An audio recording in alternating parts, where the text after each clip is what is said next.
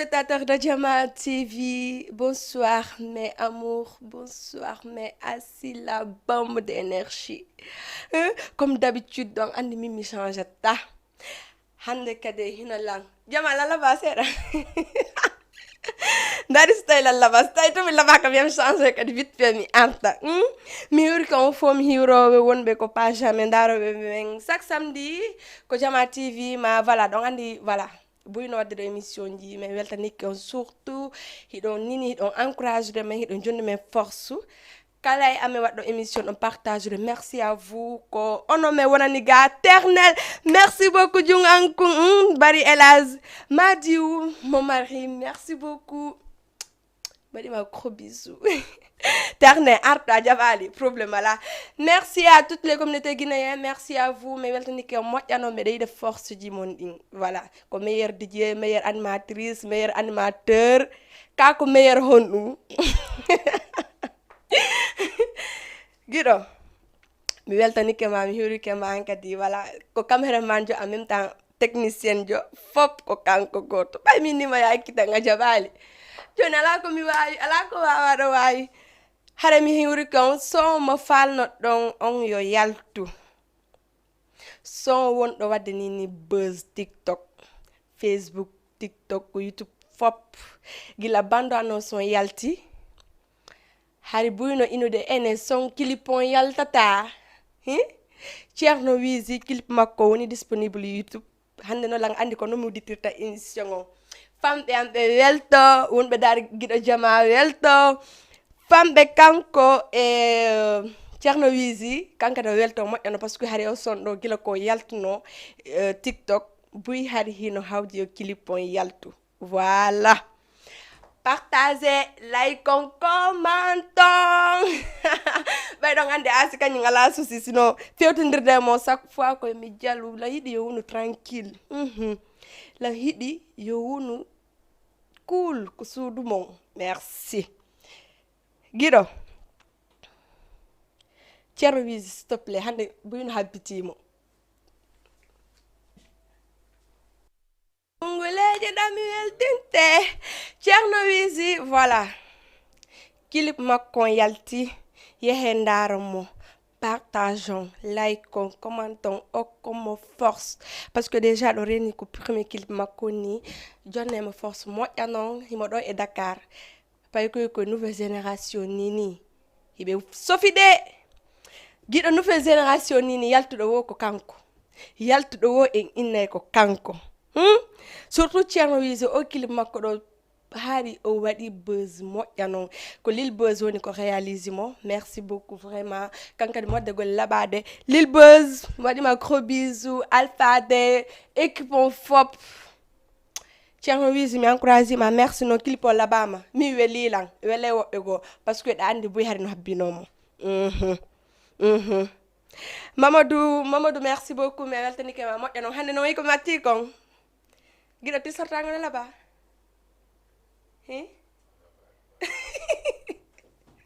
giɗo tisortago la baka giɗo dari ɓawo giɗo fiyalan kada cumantalan seeɗa mi wawi wonde tranquille an kadi mi jeejima tisortuma namin de ko 6 avenir hande ɓornilan 6 avenir ɓornilan Mamoudou tati merci beaucoup pour la confiance mi weltani ko moƴƴano parce que voilà kono joni lang mi ɓorni weli lang bono fala conci labaɗi paɗe labaɗe ko ton waton ɗi heɓude 6 avenir sop hiɗo reni déjà artiste jo kala arɗo ɗo siko événement o mari ko ton o yataw ɓorno hay enen roɓɓe ɗe marton ti sorte ji ɗi hanu ɗi tawata enen kadi ɗe wawi ɗi ɓornogol par ce que ɗen andi enen kadi hiɗe yiɗi wattagol genre pantalon waɗa t-shirt ɗum no fu yiɓe mari hade no woni classe no labba a ɓornoto présente ɗa hara hersa ka giɗo ɗo jalousie fi ko imi fi kanko ko heɓal t-shirt e grand mamoudou tati on joni lan t-shirt o ɓorni lan o ɓornali caméraman jan o donc na ko moƴƴino few hen giɗo ɗo na ko moƴƴi de giɗo jalousie giɗo ta jalousie mi jeejima andi ta kala ko mi ɓorni ko Jama TV mi ɓornani dare moƴƴe 6 avenue sok voilà hande ko kamɓe yaltiti lan ɗo no laba welila merci beaucoup lani no si umuno ɗo terne o jalouse no ina en tout cas ko mara ko fatima ɓe en tout cas ko ay giɗo du no wullitade giɗo koni to mo concours meilleur DJ ma ɗum meilleur animatrice ma animateur parce que ɗandi giɗo bela juuli wanno ɗo o yiɗni wo kanko ɗum no organisé te ha joni mi ronki yiwde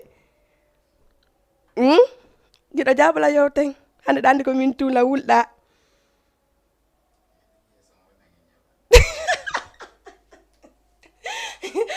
allez merci beaucoup faut me weltani kemo partager like commenton jonnal la force voilà keso sefa depuis Dubai Safi Idjatou onon ɗo tato mi ala halde fus e mon on organisé ɗon suuɗi kellan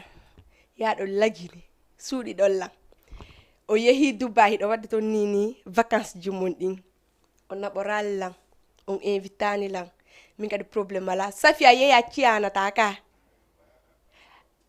adi mi ɗaɓɓa passeport giɗo kadi mi ala passeport na passeport mi addi mi déposé ɗo waɗala ƴettude kayti jani poire no timmi anata an kadi programme ƴetten de enen kadi waɗen feere par ce que ɓay Idjatou kanko e keso sefa e Safi moma ɓe yeehi enen ɗiɗo kadi asi kanko e voilà e anata minen programme minen kam e yahay minen hay na Dubai me yata lan andi noon goto de wata piyo yam giɗo hande nola faala clip fotuɗo clip mo fo habbino kadi parce que ɗandi min chaque samedi hara la mari clip ji yaltuɗi ton mbay émission angon hara ko nouveauté ji kadi fotuɗi ɗi yimɓe habbiti womi suusata kelagol gorko goɗɗon e Allah andi hatta mi muuta ha fiançon ɗon ko baylan andi min ko worɓe woɓɓe ɓe mi yahanta inde giɗa confirme may ndare ahasde voilà nouvelle clip makko yalti hande mi susata kan voilà da gandi on ɗon son ko Joana Bari woni ko yimimo o yimitimo en même temps voilà yen ndare mo kankadi ko page makko YouTube makko o woni disponible ton yehe dare soutenez mo abonnon partage o like ko jonno mo force voilà ahasde himo wadde golle labade déjà ɗon andi ko Coca Cola en même temps ko mannequin mo laba o wujaki produit mi la yiɗi jo wonɗo naturel vous voyez on yika mi memali produit la woni trop naturel la woni voilà kankadi ko wonɗo naturel mo laba vraiment mo parce que o nani o inni wonne magila law o heɗato no Joana Bari mo welama andi si hunde welima hay si hakkilma yahale mum a wonoye après mais a waɗa ye saabu kaarijo parce que a yiyay welama yehe ndare mo rapidement après arten hande la woni so quoi yes ajoje tata non e Allah mi susata mi wawata mi susata kala gorko goɗɗo min dey mi wawata giɗo mi hatti ɗon giɗo mi hatti ɗo beɗa feƴƴude ɗon asde inɗa on ɗum min nolan suusi de min ko worɓe yimɓe ɓe mi sunanto ko min haali ɗum mi firtali kadi voilà lan andi ɗon noon mi yalta to mi ataka lan merci beaucoup TSB Flow ɓe weltani keɓa lignon ɓe wulɗama la ndeysan alo assalamu aleykum waleykum salam jarama de on jarama Jama TV o weltanama golle mon de no laba billahi onon kam ɓe weltani ko merci beaucoup ko onno neteɗa ay kon toon ɗalanoddirde mino ɗo Dakar ɗo Fass Dakar ko Alpha Balde Bissau Guinée Alpha Balde ka Bissau an ko Bissau Guinée woni ko mon Bissau Guinée anno min komi famɓe mo min ɗon wela lan quoi par ce que kon togɓe ko rastaman ɓe billahi minen gaɗa goo ko kanton ko dano wela minen billahi merci beaucoup ko so hombo fallami hokkama haali ya waɗanan tum sayfon da ko sayfot faalaɗa e probléme ala lani ko fanjoma ya ko sai fonni mi fala bilay Ok, problème ala ko falla wo ko ɗum watta séri kokko. yeah okay merci Merci beaucoup. okay biso Guinée nga Ah, ok, problème ala. Begina Bissau. okay toni no ɗon daroma sa Naam. Giɗo kuponono s'il te plaît si ɓe noddude lan si tawi wondema ɓe noddi hara ala arde fus ɓe woli ko ɓe wolta ko ɗa wawi kuppode par ce que hara ligne no satiri kadi ɓe ɗuytata volume maɓɓe on mais ɓe Guinée Bissau ɓen fof I love you merci beaucoup min o welala ɓurɓe ɓen kono mi yadata e mum voilà min ɓe Guinée Bissau ɓen hiɓe welalan ɓe labe ɓen hiɓe welalan ɓe pisa ɓen hiɓe welalan ay way komba kadi allo assalamu aleykum allo allo oui on jarama jantung ɓeyde volume on mi nana oh là là ko voix joni giɗo adi ɗo noon hande émission nga no welde de woy juɓɓe noddata taw ko jombo noddi ɗo hande woy ko worɓe ɓe tun noddata lan ale ƴetten goɗɗo ko ligne allo assalamu aleykum aleykum salam on jarama allo oui wi on jarama kono e ça va alhamdulillah ɗuytu volume o seeɗa ni famodire no nantade ga ko boltu fom waɗi quoi ah ok inde nayi wona voyaji waɗi ko fa gorkon ari la wiide ko voix o ko voix gorko ni wona voyaji Allah wiide ko voix jiwo kono neneteɗa ko noon on to won ala noddirde min ko Diallo Mamadou Diallo Mamadou depuis honto depuis Castor mi weltani ka moƴƴano Diallo Mamadou Jama TV merci bisous meskeji mon ɗi no weli boan ne eyyi da darde moƴƴa gilani tomo fuɗɗiɗa darde giɗo jama ɓooyide ne merci beaucoup ɗa partage ude ɗa partage ude eyyi lam partage de kay ko hande tuma faala mi invité ma ɗo ara e waɗen émission fanta invité tala mi invité ma ko plateau enen ɗiɗo waɗen émission eyyi probléme ala a weltike eyyi mi weltike dandi ko fewnu mi invitantama ɗo mi anda c'est parce que a daare Jamal TV a partagé ango mi invité ɗo gratuitement na problème eyyi probléme ala a weltike eyyi min kay sa invité lan haɗa lan welti hiwri kala welowo ma hiwrimo ɗo hara mo nande ma Dieynabou Diallo kadi ko giɗo ma on noon an kadi la hiwre maɗo oh merci beaucoup cher ay ka lan faala ɗum habibu fata ko seedigal men ngal mi wawano probléme ala giɗo ango mi waɗante kala ko falɗa par ce que ka fansujo giɗo jama ouais merci beaucoup ok merci voilà merci beaucoup mi weltani komo fof mo koni noddela yewten min ɗo welalla daari oɗo o daare ceerno o daara o partagé giɗo mi invité mo de spécial o ara ɗo mi yewta ani min komba kadi ande ɓe wuli de ɓe ɓuuri la wulde allo oh là là gasi insisté yewten welay lan voilà Ria Diallo Ria taniraɓe allo assalamu aleykum Aleykum salam on jarama marsude jantum iɗa jang alhamdulillah inde na ina noddala hon to la noddama Risis ine Abdoulaye depuis Risis ok hono yiruɗa émission on mi weltanikama ɗo ɗa dardema moƴƴi min kadi mi weltanikema saga siɗa takkama ɗoma kale moƴƴa noon a weltanima moƴƴi noon mi yiyata wonde ko Risis avenue sop on ɗon andi min koɓe famɓe am min ɓe welala min mi yiwata 6 avenir ay komi watti kon hande non mi weltanikama moƴƴa mi weltanikama moƴƴi noon surtout gram Mamoudou mo tawata ɗa on ne komi watti kon no welima moƴƴi noon muccu kadi muccu non mi weltanikama accuɗam hayta hecciali merci beaucoup awa ok mi weltanikama moƴƴa merci beaucoup allez gros bisous bisous à toi aussi oh là là mais si be noddude la harbe welti min kala welti harbe soulagede lan en même temps min kadi mi weltina be bernde mabbe ndeng voilà kono wadirte mi wata wonde bawo mon o wata wonde bawo wan do wela lan gido no hande non lan andi babi ala invité ande ko kambe mari invité ala assalamu alaikum allo équipe 6 avenir on fo monon tube do be mi weltani ke mojjano vala do yi hande ko kambe mi watti do landi koy sina dum noddirdo kono mi portane on plainte ala assalamu alaikum allo allo oui on jarama on jarama dongi jang jarto alhamdulillah do e jang alhamdulillah ko bobo mo ne wulude do ko boba me o ay adana mo fi Allah kadi mi jetta mo fi Allah awo mi nabanto ba salla jam awre ne la mo photo ha mo ya wada video adana lan do har mi nde woni wo mi wada e mako min kadi ko émission nga ella la salla jam problème ala ko denete da e konto no dirtala min ko Aliou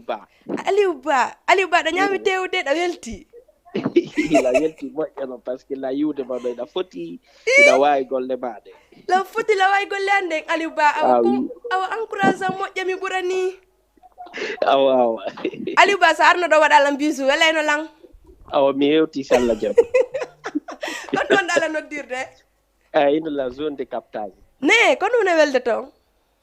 meɗen muññi ƴettu numéro an o on numéro ɗon après fottoye ko restaurant hande ko min e ma samedi on ella la salla jam mi hewti salla jam allez gros bisous bye bye merci bye allez merci beaucoup Kesso Sefa oh là là giɗago no darde la senni ɗo yo ɗo coupe dari mi fuɗi ka taw yande ɗo kono noon ɓay noon an e Safi e an honno e Ijatu on acci lan ɗo min e anata on yeehi Dubai probléme ala min kadi si Allah jaɓi on tawte lan ɗo e Kesso Sefa allo assalamu aleykum maaleykum salam wa rahmatullahi on jarama ok on jarama ɓeɗe volume mongo min nana ndeysan yo haray ko Baba Galle depuis Guinée Bissau Baba Galle depuis Guinée Bissau eyi hande noon ɓe Guinée Bissau ɓe no wuli Bissau ɓen ako bo hiɓe wulinimi ay ka andi mi fiyonu ɓe Guinée Bissau ɓe welirta lan eyi kamɓe si ɓe falama hunde ɓe waɗay yo awa noon si ɓe yi goɗɗo no waɗde ko welata ɓe nodday awa noon a yino mi weltanike on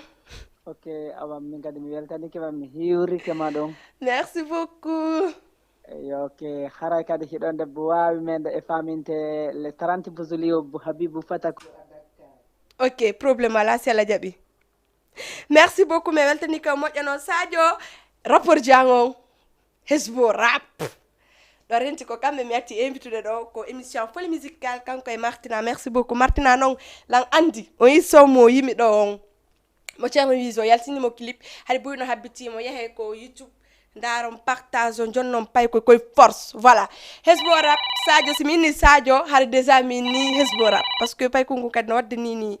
vrai piiji moƴƴano ko réseau ala ƴetten goɗɗo ko ligne ala salamu allo yo jarama ɗanni mi silange plateau haɗa la wawi so tawi lan ko salon a ma ko suudo an haɗa la jooɗi la wadde kala ko mi faala voilà guiɗo est ce que peeñe ala ɗo mi peeña prix kango seeɗa s'il te plaît allo assalamu aleykum allo oui allo assalamu aleykum waaleykum salam séri kokko honno way ça va alhamdulillah no welde jantuɗo e jan no welde seeɗa no kiki kikiɗon no ni oh là là réseau fi Allah accu mi wawa nande équipe angoma famɓe amme tranquille allo assalamu aleykum waaleykum salam wa rahmatullah on jarama oh là là guiɗo s'il te plaît okkan ceerno wiisi so makko question man duma ko sonn di ko déglu chaque fois no wela la hittogol parce que ɓe landade lan so makko encore clip on addana mo arten please yo ar api mi walla lan giggol a holli lan iɗa ƴetti wattimi komi bobo guiɗo mi hatto ɗon bowango wela billahi guiɗo bowango wela hande c'est so noddela yewten tranquille allo assalamu aleykum allo bonsoir Oh là là, hane no ko juɓe mi fala no dan seeɗa. Ko juɓɓe mi falande no dan seeɗa. Ande si kala jiwo nodduɗo lan ɗo mi fotimo mi yaltindemo samedi on. Allo, assalamu alaikum. Allô? Allô? Merci beaucoup. On fait mon weltaniko si mi limi o mi faljay parce que woɓɓe inne mi limay ɗo mi limali o ɓe arano yan ko privé ɓe na ansimina ɓe yo ɓe na noon a hiwrike kaari a hiwraki lan e Allah lawa hiwrade woɓɓe go ara mi hiwraki o mi faljay so winni komi hiwro fo ɗo mi faljay mi paɗi koto aɗa déjà lan andi mi ukkike komi wata ƴawde équipe taniraɓe merci pour la force. Allo, assalamu alaikum. Giɗo verdiane ɗani mi ñawli ani si goɗɗo luɓike ɓornike billahi so darke plateau ara mo maƴƴiti oto on tigi noddu inno ittu komi luɓi maako. Allo, assalamu alaikum.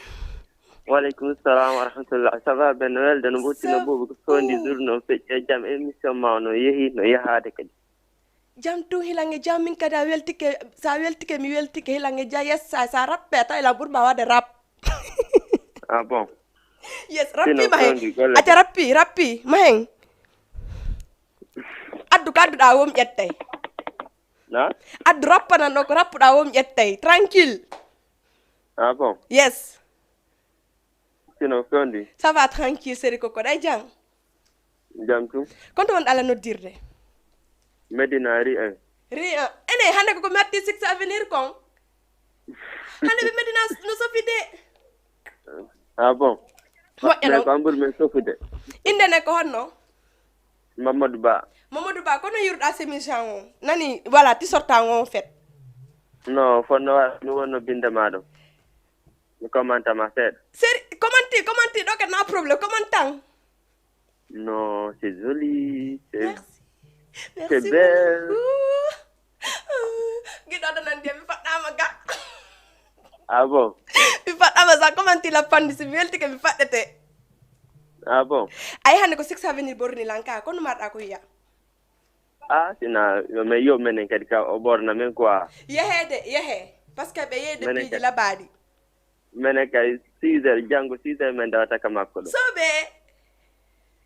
6 heures. Awa yoɓam joni yoɓa ɓay komin haalanma waɗu goɗɗum. No web no dogde ka. Moƴƴa noon. Awa abbo. Ka joni e yahe 6 avenir waɗen ton. Voilà. Merci. Ah sina clip Thierno Wizi on no waɗide. Non hande Thierno Wizi hande dogeɗo par ce que andi fiyon num. Juuɓe TikTok sukaɓe TikTok hiɓe hawjuno clip on yaltu parce que ado émission ngan o haɗe ɓe noddude la asi wattame Thierno Wizi min jeejima hande kon noon dogata ɗo fimon. Non bilande mo waɗi vrai. Merci beaucoup ay clip ono labira noon ka. Conseil artiste nouvelle génération seeɗa parce que ayi wono artiste ɓe gono ton ɓe wala jogitagol woɓɓe kan no wawi yimugol jamais ɓe soutane kono yuruɗa ɗum ɗon. Ah min lan contacte ɗum. Oh là là giɗo ligne on hande no satiri kono probléme ala nodde lan insista yewteng et puis mi soɗo noddude la welti giɗo la loɓi ɓorni ay simi loɓi ke mi ɓorni kesi la gari ko plateau ɗo are la maƴi tum. Allo, assalamu alaikum. Allo, bonsoir. Bonsoir, ça va? Ça va bien, Daïdjan. Tranquille. No welte combo. Ko Aliou Kolobani. Aliou Kolobani. Aliou jaɓɓoɗa lam jeejima. Émission no weli moƴƴa. Non. Haali ko ɗum fallami hokkama son hombo fallami hokkama. Sar ɗon so weloma wo angadi ara no walanola wattanayi. Ne. Giɗo ƴettana numéro makko après mi noddemo ko privé parce que oɗo weli lan. Non. Allez, gros bisous Aliou. I love you. Oh, merci. Allez, bisous. Acceno wullingol la fialla ɓe noddude la ɓeyne lan o lallahi ɓe yiɗi komi watta kon seke mi si ɗuuɗi mi wullay si giggol ngol ɗuuɗi mi wullay pandi giɗo hande son Thierno Vision go la ngandi ko kanko dogata do parce que lari jama no Sophie hande moƴƴano surtout ko pasno Mamadou merci beaucoup Ismaïla on fomo mi weltani ko Ismaïla Balde Bari Alpha Oumar merci beaucoup Amadou Ba o fop mon I love you Six Avenir Sop hande non do wuli parce que on yi baybe wa tilang hande o wala no dugol mais hande no dilang voilà Ria équipe Tanirabe merci beaucoup o fop mon merci pour la force mais weltani ko moƴƴano surtout mais yiide golle den te Ria o meeɗa wadde ɗo concert c'est la première fois makko Dakar ɗo Ria neeɓi arani Ria honto Ria hari no gollude ley no wonno ko wonno defude mais ɓendi voilà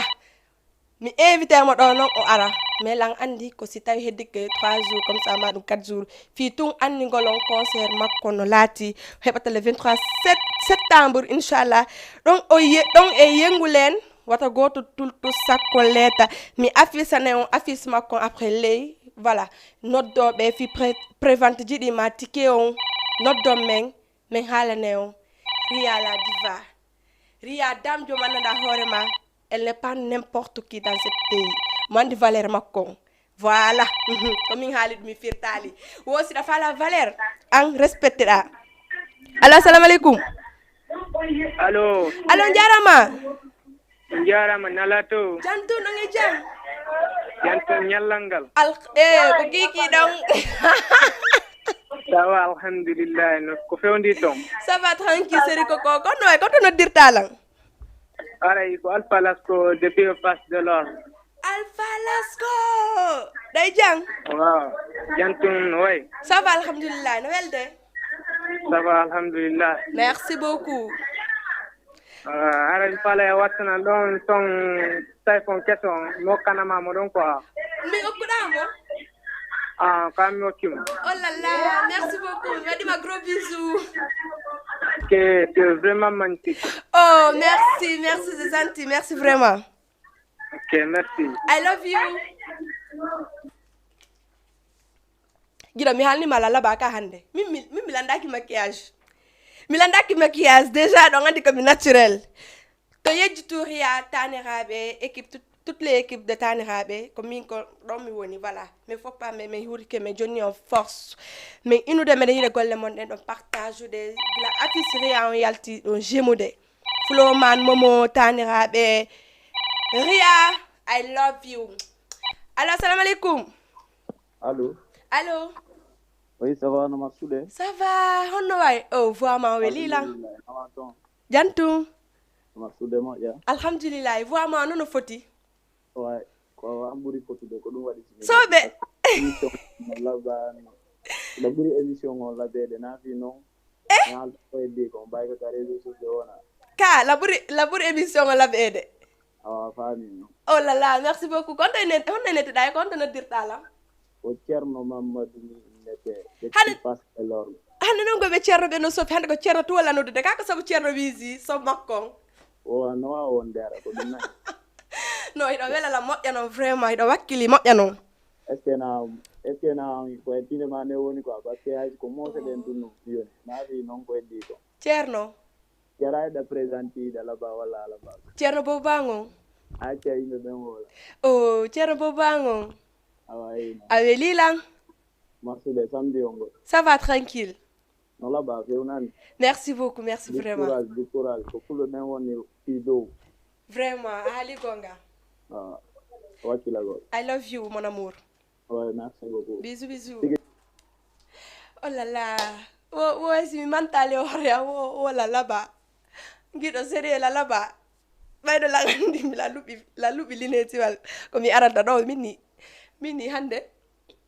mi falaka ɓe ya visage an o fo voilà mi rewi ɗo e boutique jo tay voilà koma on tigi luɓo ara voilà présente ɗo ay ɗum no watti Six Avenir ande lawni tranquille giɗo somi addan alan ɗo wo welaylan mais lan andi après fin émission mi addanaɓe Ceerno Vision parce que son o weliɓe moƴƴa noon Alpha Jo Dara merci beaucoup